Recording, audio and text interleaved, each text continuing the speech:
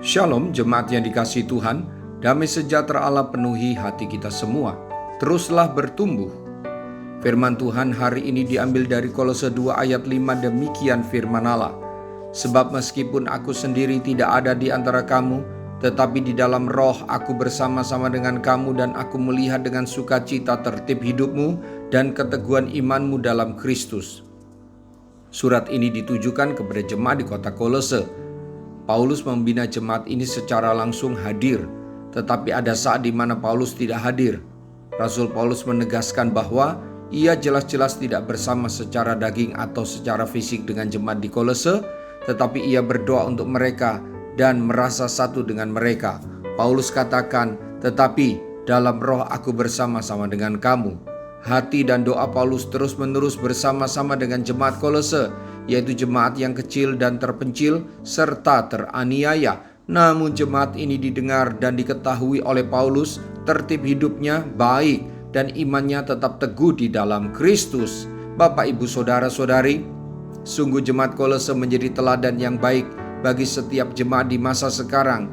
Di masa tantangan jemaat di masa sekarang sangat kompleks, apalagi di masa pandemi.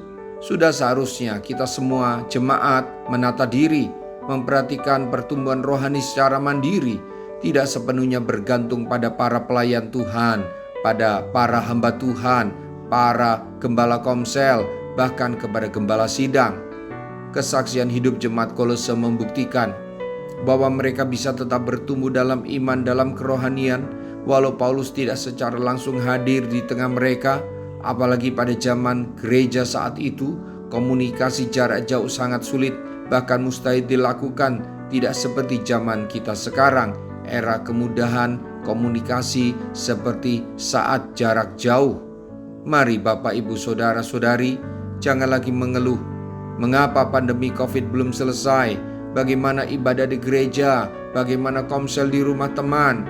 Sudah waktunya kita menyadari bahwa kedewasaan iman dan kerohanian kita ditempa pada saat seperti sekarang.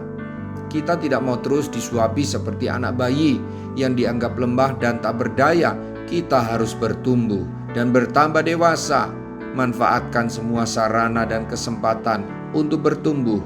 Bertekadlah, kita semua harus bertumbuh seperti jemaat di Kolose. Mari kita berdoa. Tuhan Yesus, saya datang padamu. Sesungguhnya Engkau sangat mengetahui kualitas imanku.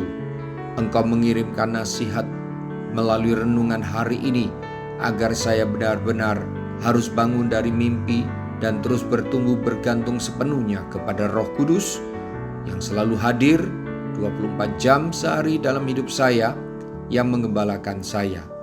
Engkau memampukan saya bertumbuh dalam kerohanian sehingga saya dan keluarga tidak mengalami kemerosotan iman yang akhirnya menjadi sasaran empuk iblis yang selalu mencari domba yang lemah.